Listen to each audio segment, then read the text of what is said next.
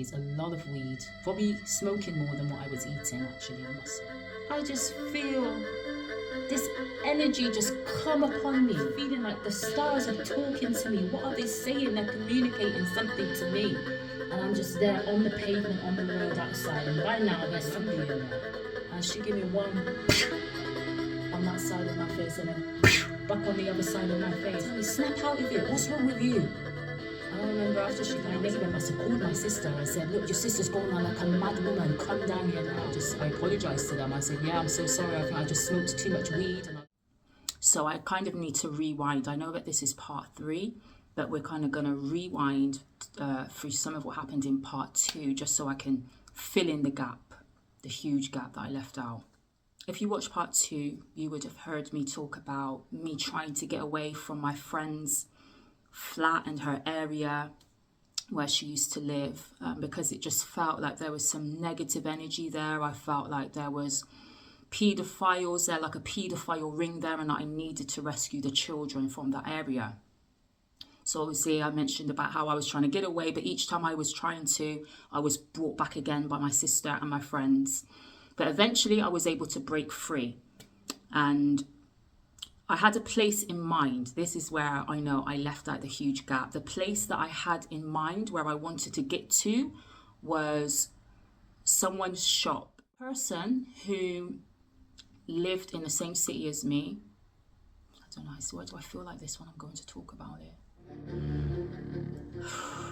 Just breathe, girl.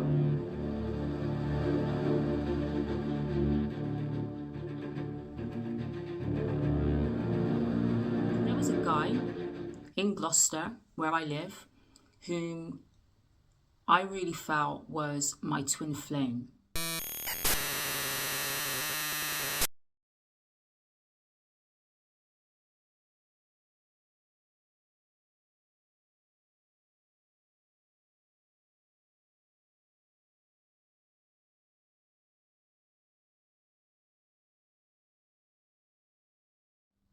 Now, I'd never, ever, ever, before I went onto the New Age path, I never, ever heard of the term twin flame before.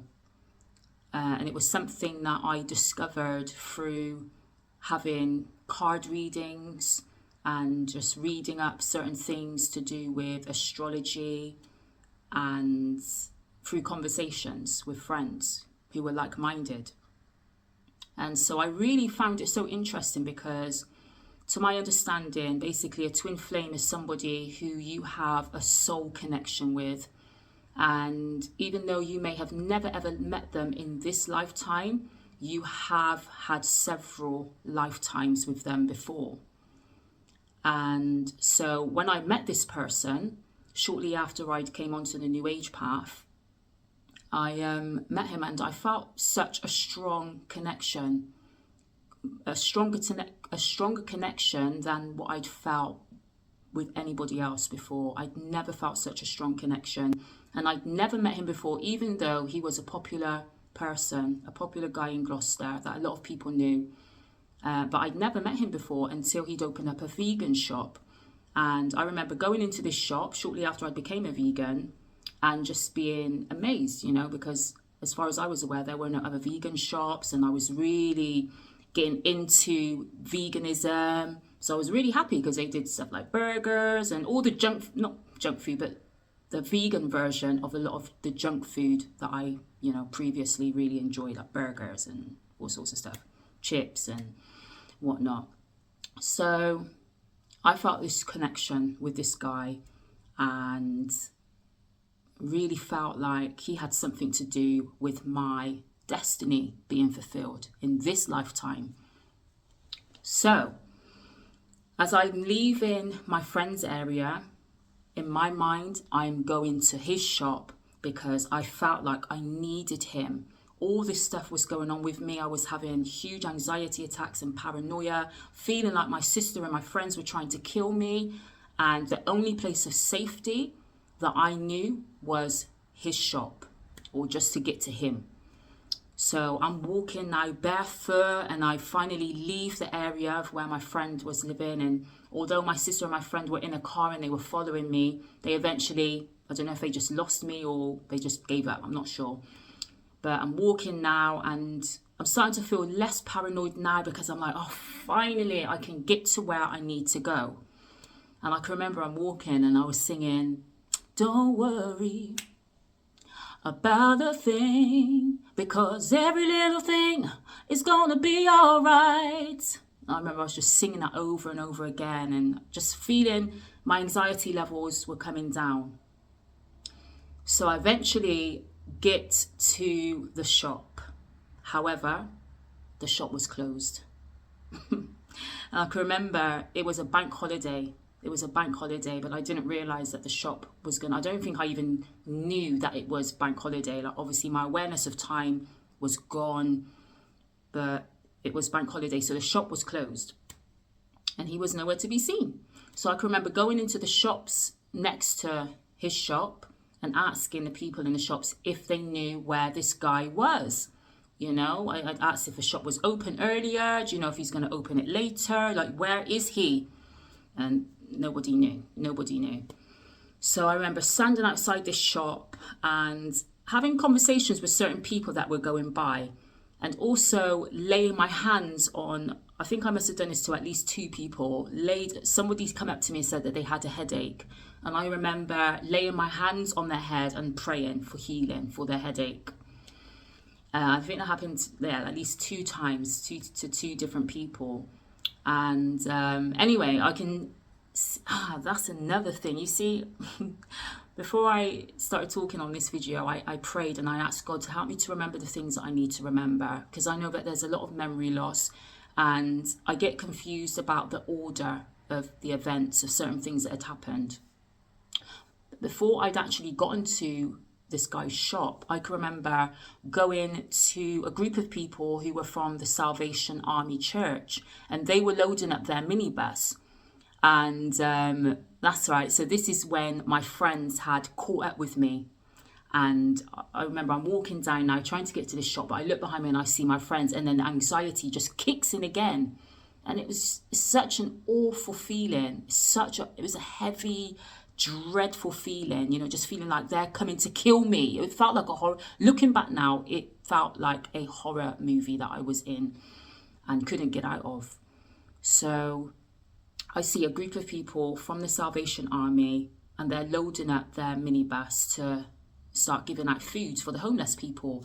So I ran over to them and I was asking them if I could go on the minibus with them, just to get away from my friends. And I don't know these people. I do not know these people, but I just felt safer with them than what I felt with having my friends and my sister around me. So they say they told me that I can't go on the bus because they need the space for the foods that they're going to be giving out. And so I'm just feeling like, oh my God, what am I going to do? What am I going to do? And so then eventually, I don't know where they went, my friend and my sister again. It's like they came in, they were coming and they were going. I can't remember. I'd have to talk to them and just find out, because, yeah, like I said, a lot of stuff happened and there's bits that I can't remember. So anyway, eventually I get to this shop and all of that stuff happened. You know, the guy wasn't there, the shop was shut, and I'm praying for a few people outside the shop and kind of hoping that this guy's going to turn up eventually. However, he didn't until a bit later on in the evening. And I can remember it getting dark. And I thought, okay, I'm going to go and sit in the shop, which was the Peri Peri shop. I decided to go over there and just wait, because at least it's directly opposite his shop. If he shows up, I'll be able to see him. So I'm sat in there now. I don't know how long I was sat in there for, but it was dark by now. And then I see 2 people who I knew this guy who owned the shop. So I run outside to them and I say, have you got so-and-so's number? And they say, yes. And I just felt like, oh, hallelujah, hallelujah. And I asked them to, I think, either call them or text them. I can't remember what I'd asked them to do. But I go back into the shop, the Peri Peri shop, and I don't know how long it was until the guy who I was searching for actually showed up. And I just felt such a relief Oh my goodness, I felt such a relief just to have seen him, because to me that was my place of safety. That was who I needed to solve all of what had happened to me, what was taking place, all the anxiety, the fear. As soon as he showed up, I just felt like such a relief. And I don't know what words were exchanged. I don't know what length of time he was in the shop in Peri Peri with me for, but I remember leaving that shop with him and getting into his car. And when we were in the car, I remember I held my hand out to him to hold his hand. And again, just feeling that safety, I just felt so safe with him. And bear in mind, I'd not even known this guy for long. I didn't know much about him. I just felt that there was a connection that I had never felt before with anybody else. So we're driving now, not sure where we're going. I didn't care because I just felt at home. I felt safe. Anyway, lo and behold, we turn up at his house. And I didn't know before where he had lived. I'd never gone to his house before. And I remember going through a back gate and into the garden. And sitting down on a chair. He was sat down on the chair next to me. Again, I don't remember if he was talking to me. But I remember just looking up at the sky again and being so fascinated with the stars. I was so amazed at how clear they looked and how I just felt this connection with the stars, feeling like they're communicating with me.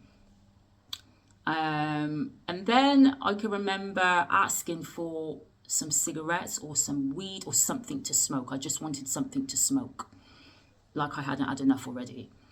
And I remember, I think I just had some tobacco. And eventually I went inside. And when I went inside, because this guy, he was into, I wouldn't say new, he was heavily into crystals and some African spirituality, maybe some other things, I'm not sure. But I remember seeing some ornaments and masks, like African masks. And, at first it didn't bother me. There was no feeling of that and no feeling of fear from seeing those things until I went upstairs into his bedroom. And I can remember looking around at these ornaments and these masks and just feeling fear. And so I remember kneeling down and talking to some ornaments that were on like a little shelf. Again, I don't know what I was saying, but I remember just feeling this uneasiness. And I started to call upon the angels. I was calling upon Archangel Michael and Archangel Raphael. Because I've heard that Raphael is not actually an archangel, but I know what Archangel Michael is. But anyway, I was calling on these angels because I just felt afraid and I was asking for protection. And I remember saying some other things, but I can't remember exactly what. And I remember there was some like different personalities that were coming through. I remember speaking in an American accent. I remember speaking in like a Birmingham accent and maybe some other accents as well. And it just must have looked and sounded cray, y'all. Absolutely cray. Now, even hearing me talk about, because I've not spoken about maybe once or twice, but just hearing me talk back about these things. Again, part of the reason why I left this section out is because of some of the shame. I feel shameful about it. It is a bit embarrassing. So whatever had taken over me made me feel like I can do absolutely anything. I have the freedom to do whatever I want, and there be no consequences for it, So I can remember, this is back downstairs now, I can remember sitting down on this guy's sofa, and again, different personalities coming through. I could hear myself talking. One thing I remember talking about was Will Smith and President Trump. Yeah. But not exactly remembering what I was saying. But I remember hearing myself laugh, and I'm laughing. Whatever was being said. And I would love to know what was being said. But anyway, so this thing, what had taken over me, was making me feel like I could do anything. And I remember feeling like I need to go to the toilet, but I can't be bothered to get up from the sofa. So I basically wet myself on this guy's sofa. And at the time, I didn't feel no shame. I just felt like I can do whatever I want. It doesn't matter. I'm just actually going to sit here and I'm just going to piss myself. So that's exactly what I did. Right?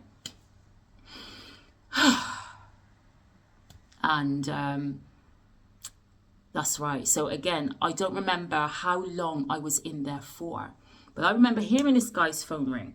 And when I talk back to my sister and my friends, they say that they were calling this guy.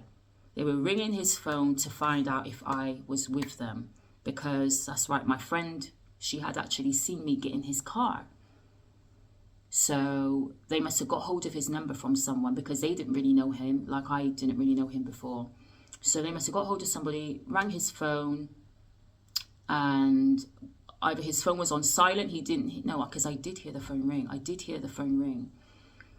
But eventually he answered the phone. After whatever amount of time went by, he answered the phone. And by now, Jess had gone so loopy, so crazy. Jess had actually started to turn a bit aggressive in his house. I can't remember what triggered it or what brought it on, but I remember shouting. And that's it. I basically was holding one of his ornaments. I think it was a mask, an African mask. I was holding it, and he was trying to get it off me, but I wouldn't let it go. I had a firm grip on it, and he couldn't let it. He couldn't get it off me. So I think that's where I started shouting at him. So anyway, his phone had rang. He answered the phone and said, "Look, you better come and get your sister because she's gone crazy." And I remember, I don't know what length of time had passed by until I hear my sister and 3 of my friends in his house. And that fear kicked in again. Like, oh my gosh, they've showed up here. They're coming to kill me. They're all going to kill me. Now this time I'm thinking that they're all involved together on this plot to kill me. Running up the stairs. So I basically, from the top of the stairs, take a huge jump. I said, "Lord, come and heal this nigger. Come and heal this nigger." Shouted out from the top of my lungs, "I am here to uproot the seeds of wickedness and lay down foundations of righteousness." I was Catwoman. I felt like I was a superhero at this time who was able to fly. So I'm commanding myself to fly. Friends, my sister, they had to call the police. They had to call the police. I was now becoming a danger and a threat to other people. I would just remember feeling like, where are my girls? I had lost any memory of my children.